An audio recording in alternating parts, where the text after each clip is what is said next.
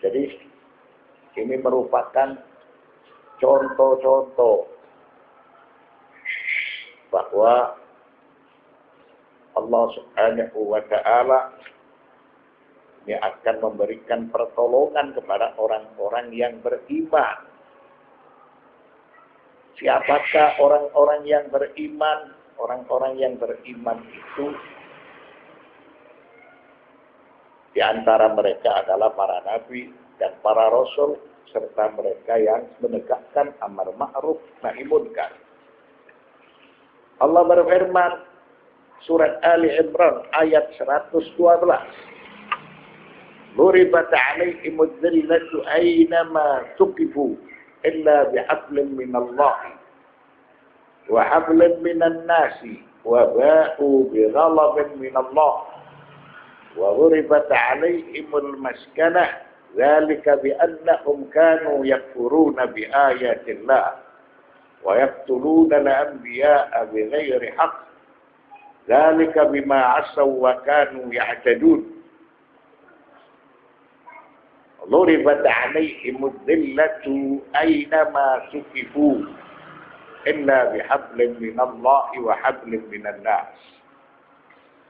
Mereka selalu diliputi kehinaan di mana saja mereka berada, kecuali bagi mereka yang berpegang kepada tali Allah dan yang berpegang dengan tali atau perjanjian kepada manusia. Maksudnya mereka selalu dirundung kehinaan.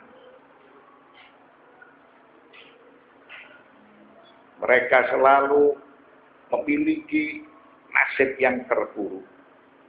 Siapakah mereka? Yang dimaksudkan dengan mereka adalah orang-orang Yahudi. Di mana saja mereka berada, maka mereka itu selalu diliputi kehinaan. Kecuali bagi mereka yang berpegang teguh dengan tali Allah serta berpegang teguh dengan tali perjanjian. Setiap hubungan mereka itu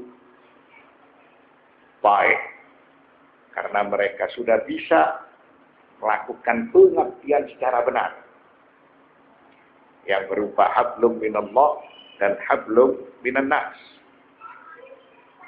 Jadi orang-orang Yahudi di mana saja mereka ini akan terpuruk serta diliputi kehinaan kecuali bagi mereka yang sudah mewujudkan hubungan tali Allah, hablum minallah, dan mewujudkan hubungan hablum minan nas. Serta mereka tidak merubah ajaran yang telah diajarkan oleh nabi-nabi mereka. Wa ba'u bighalabin minallah wa ghuribat 'alaihimul maskanah.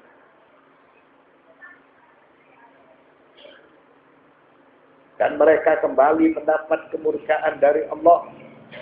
Serta mereka diliputi kerendahan. Mengapa seperti itu? Karena mereka merubah ajaran yang telah diajarkan oleh para nabi. Serta merubah ajaran yang diajarkan oleh para utusan. Akibatnya mereka itu dilanda oleh kehinaan, dilanda oleh kemiskinan dan kefakiran.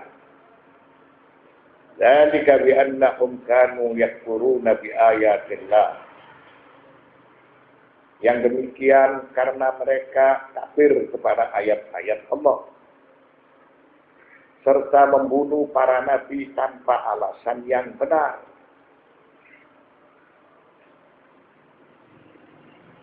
Dzalika bima asaw wa kanu ya'tadun.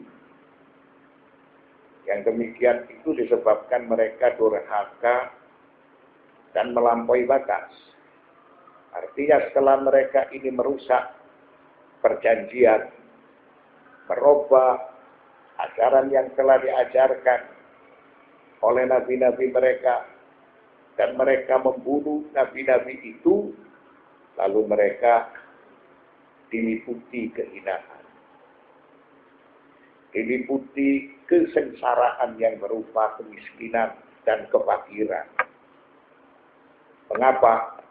Disebabkan mereka durhaka dan melampaui batas, tidak mentaati hukum-hukum yang telah diturunkan oleh Allah Subhanahu wa Ta'ala. Selain itu, mereka membunuh kepada para nabi, dan mereka melakukan perbuatan durjana. Alhasil, ini juga sebagai suatu contoh bahwa Allah Subhanahu wa Ta'ala itu selalu melindungi orang-orang yang beriman dari perbuatan atau usaha makar yang dilakukan oleh mereka yang tidak beriman kepada Allah. Siapakah mereka yang tidak beriman kepada Allah? Dicontohkan di dalam beberapa ayat suci Al-Quran. Di antaranya Allah berfirman surat Ali Imran ayat 181.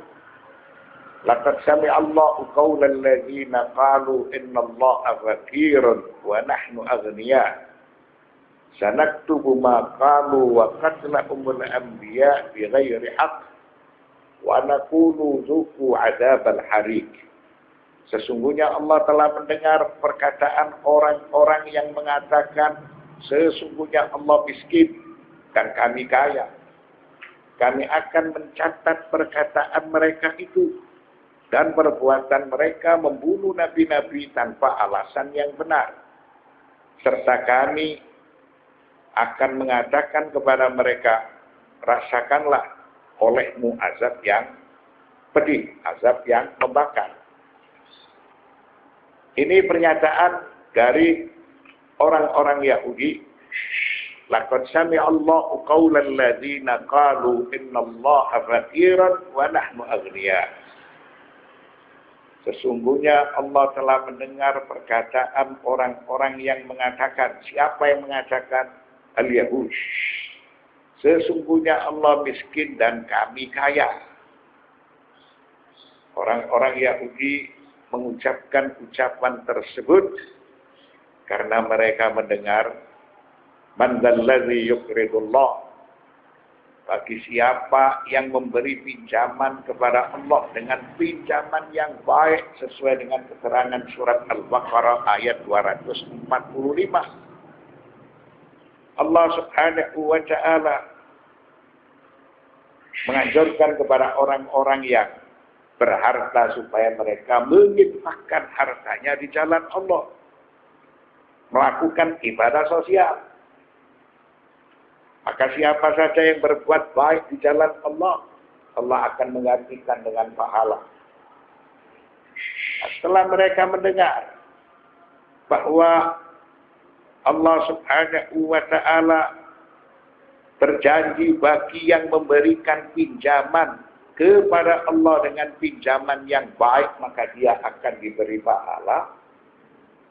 Kemudian orang-orang Yahudi mengatakan bahwa Allah itu fakir wa nahnu aghniya. Laqad sami'a Allah qaulal ladzina qalu innallaha faqiran wa nahnu aghniya. Sesungguhnya Allah telah mendengar perkataan orang-orang yang mengatakan, mereka ini adalah orang-orang Yahudi, sesungguhnya Allah itu miskin dan kami kaya. Mengapa Allah dikatakan oleh mereka miskin? Karena Allah Subhanahu wa Ta'ala berfirman, man dzalladzi yuqridullaha, bagi siapa yang memberi pinjaman kepada Allah dengan pinjaman yang baik, supaya orang yang berharta menginfakkan harta mereka di jalan Allah, maka Allah akan memberikan pahala. Allah akan menjanjikan dengan surga. Lalu orang-orang Yahudi mengatakan bahwa Allah itu fakir. Dia serba memiliki kekurangan. Dia tidak bisa mencukupi kepada orang-orang yang beriman. Wa nahnu aghniya, sedangkan kami adalah orang-orang yang kaya. Sanaktubu ma qalu,